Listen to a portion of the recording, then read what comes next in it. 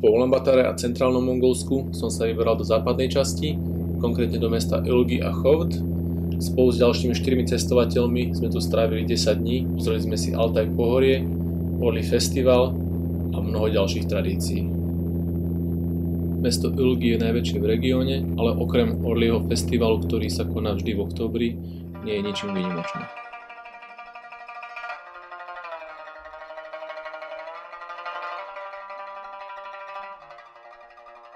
Hneď po prílete sme sa vybrali na 5-dňový výlet k pohoriu Altaj a späť.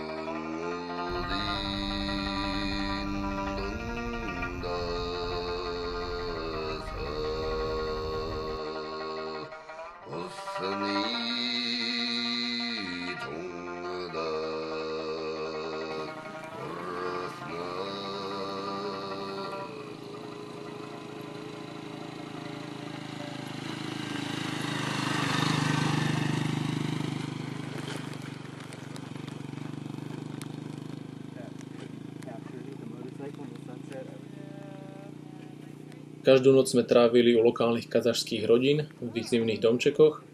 Boli nám ponúknuté ich špeciality, ako je syr tvrdý ako kameň, maslo z jaka a v tej prvej rodine pre nás zabili aj ovcu, čo je pre hostia tá najväčšia podsta.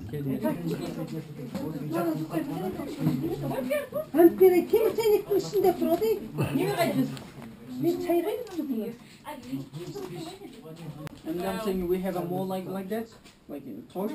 So why don't we dig another one? Yeah. That will be great because he wants to finish. Yeah, me Oh. neither. You know, like. We did it. We have to do the Masai Mara. Keďže je západná časť prevažne hornatá a zimy sú tu o dosť silnejšie, rodiny menia svoje jurty za zimné prístrežky.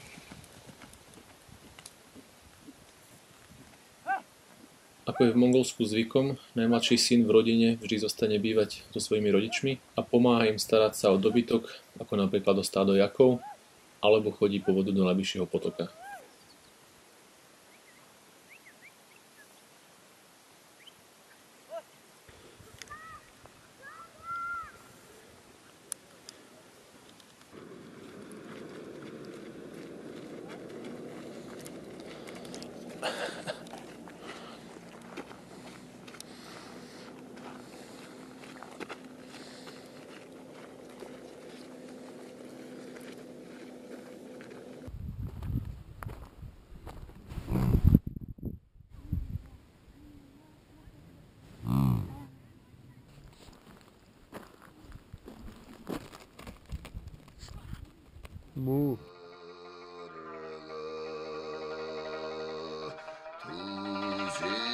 Na druhý deň sme sa vybrali do hôr, aby sme si pozreli petroglyfy a cestou späť sa nám podarilo aj zapadnúť v rieke, keďže v tejto oblasti nie sú vybudované žiadne cesty.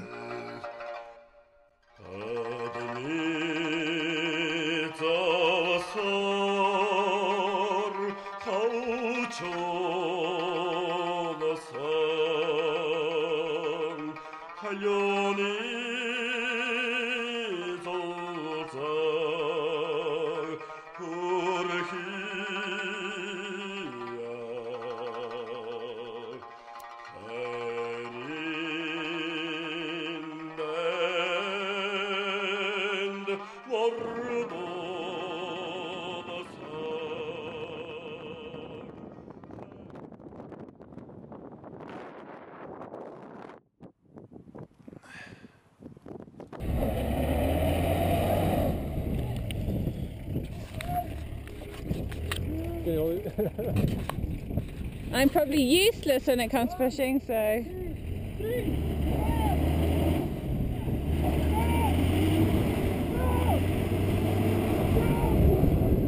Hey!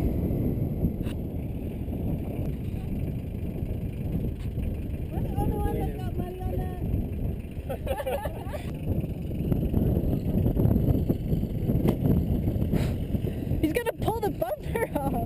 O 2 hodiny neskôr nás nakoniec vytiahol starý ruský kamión, ale myslím si, že nikomu tieto 2 hodiny meškania nevadili, keďže výhľad tu bol naozaj krásny.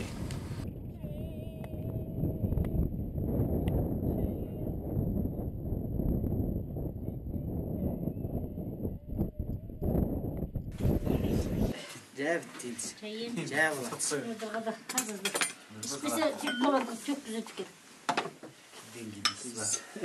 just made it little. I told Yes, them. thank you. Yes, thank you.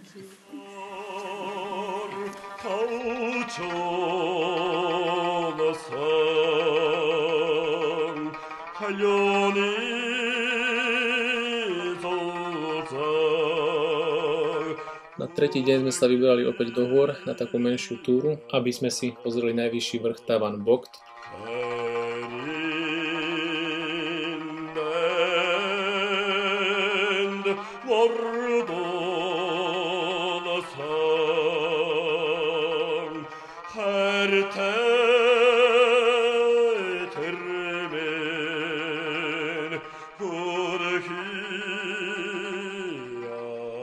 Vrch Tavan Bogt sme ale žiaľ nevideli, keďže bol zahalený v oblakoch.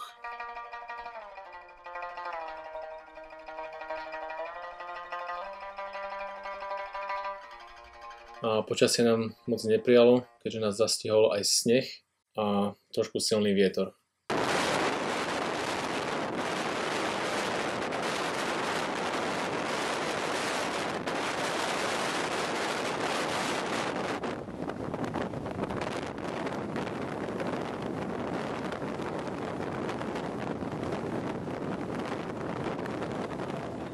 Ďalšiu noc sme strávili znovu u tej istej rodiny.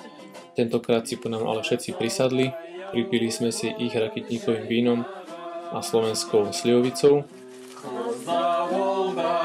A kým vonku snežilo, my sme tancovali, spievali a zabávali sa. A bolo vidno, že domáci sa z našej návštevy úprimne tešili.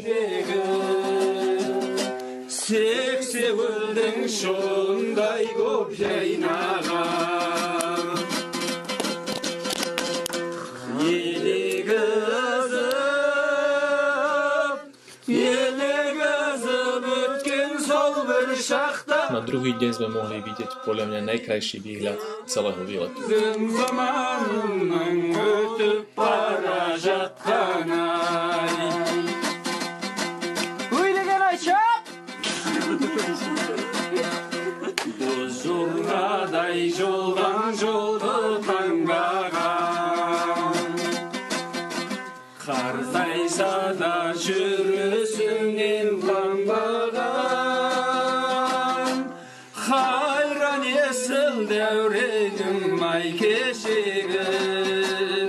Jırlasam da kızığına toymadan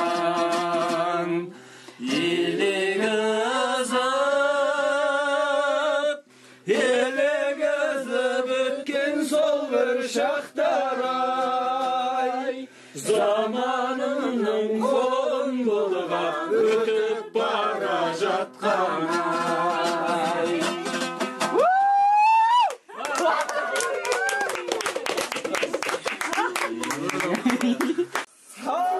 Kazašská národná hymna im už ale tak dobre nešla.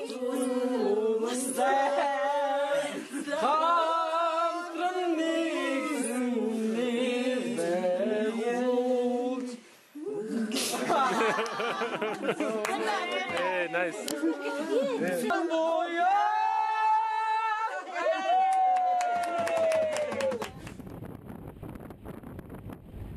Štvrtý deň sme sa vybrali na návštevu Orliho lovca, ale cestou sme sa zastavili ešte na obed u rodiny nášho šoféra.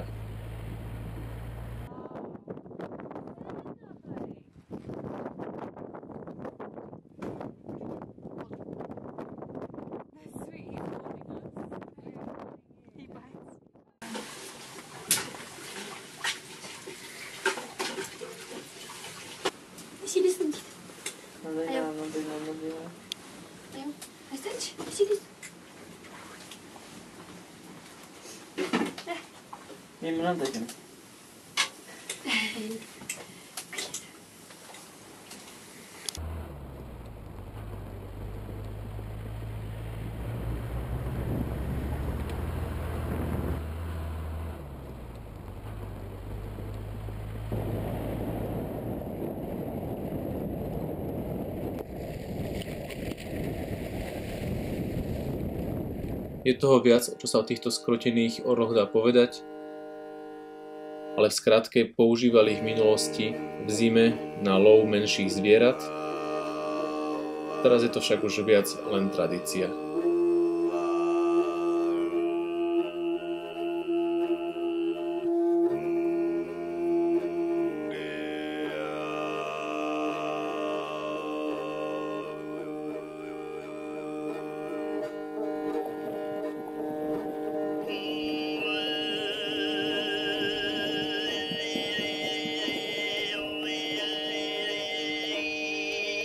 Neskôr sme sa na koňoch všetci vybrali na kopec, aby nám takýto lov s orlom mohli predviesť.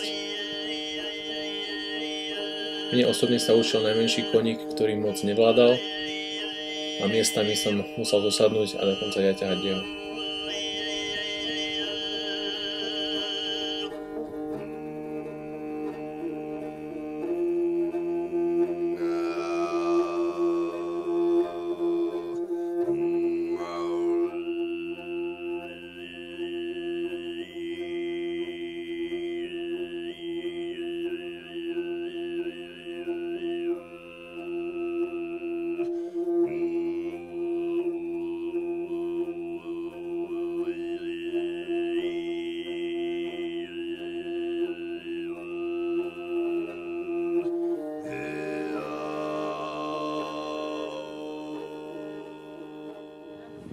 Kaç gittin ben?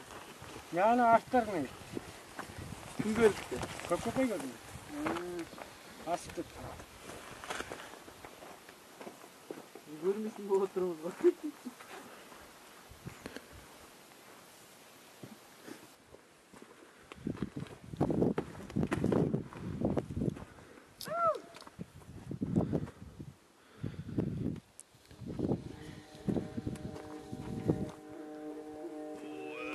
Orly sa používajú na lov hlavne v zime, keďže pri napadnutom snehu sa dajú zvieratá ľahšie vystopovať. My sme ale žiadny sneh nemali a tak sme pustili orla len pomocníkovi, ktorý čakal dole.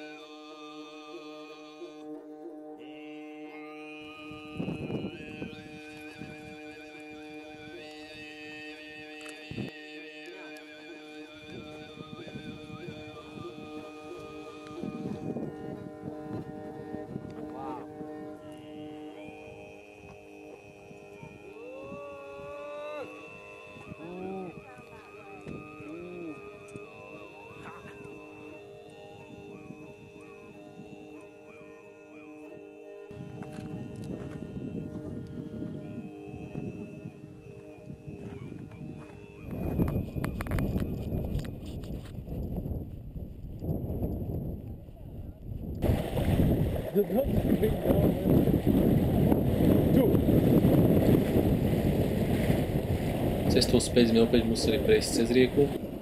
Pre mňa to bol jeden z najkrajších zážitkov, keďže som mal pocit, že môj koník začne každou chvíľou plávať a nohy som mal ponorené vo vode.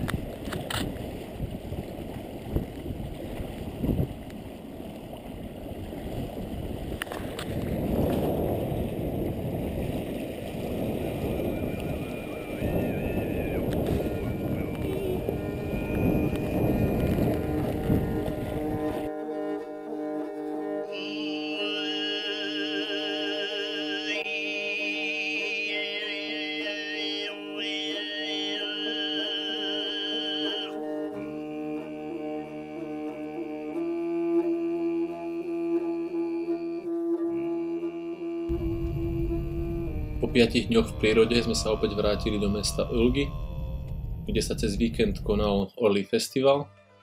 Zhruba 70 lovcov tu predvádzalo, ako dobre majú vytrenovaných svojich orlov.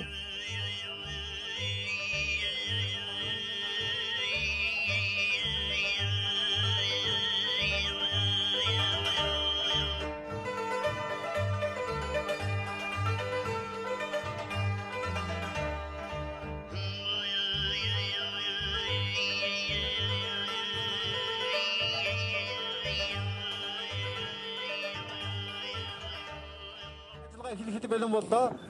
Bomboka. Ta okuni gönte. Bomboka. Ay tiç kurtsun erkeği görücü oyna.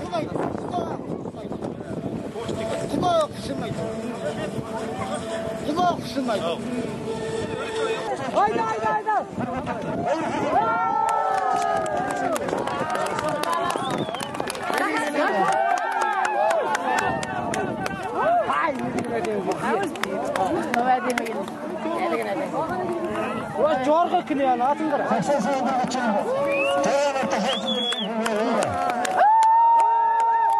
troch prípadoch si orly zvolili za korisť buď divákov alebo fotografov.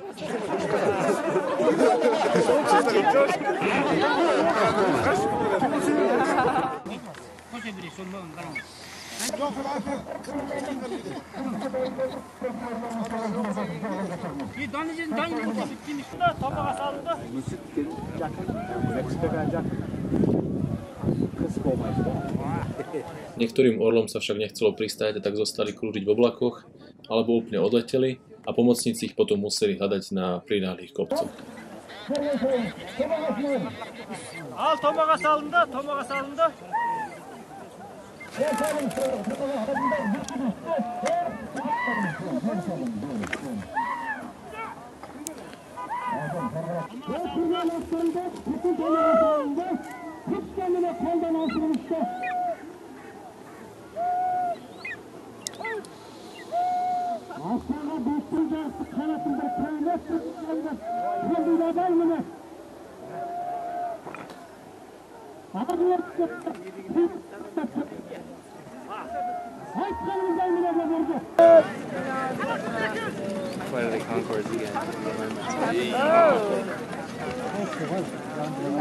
Posledný deň festivalu sme mali možnosť vidieť hru Buzkaši, kde je cieľom hodiť bezhlavé telo kozy do bránky.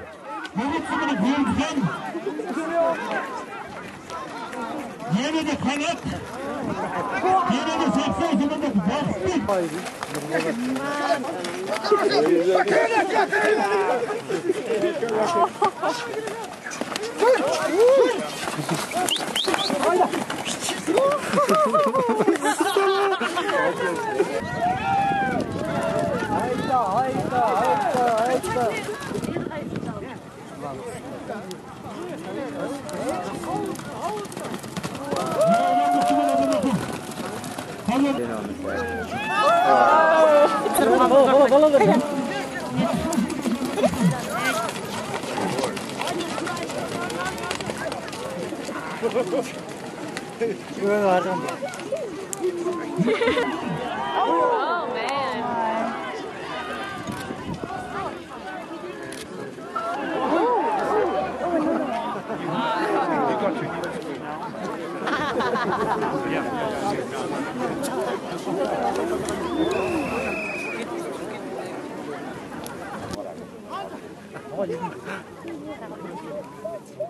Cez polčas sme mohli vidieť hru, kde sa chlap snažil žene ukradnúť šatku jedným smerom a cestou späť ho žena za to mohla vybičovať.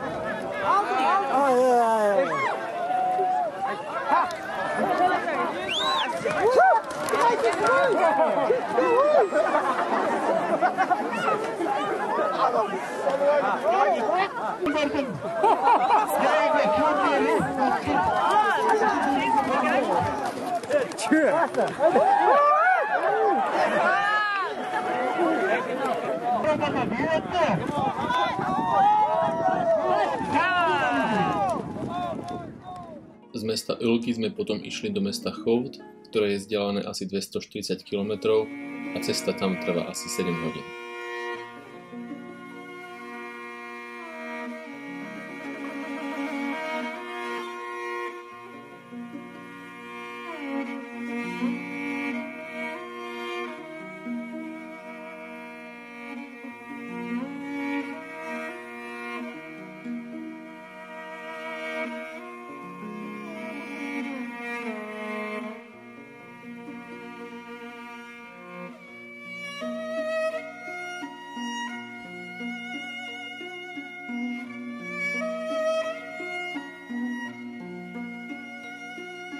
Samotné mesto Chovd toho nemá moc čo ponúknuť.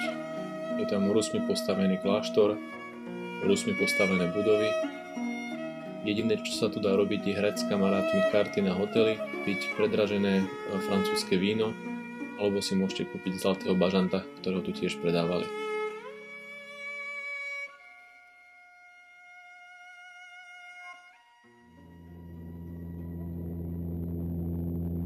Z Chovdu sme leteli späť do Ulaanbataru, skadiaľ som hneď na druhý deň išiel na 8-dňový výlet do púšti Gobi, ktorú vám ukážem v tretej časti.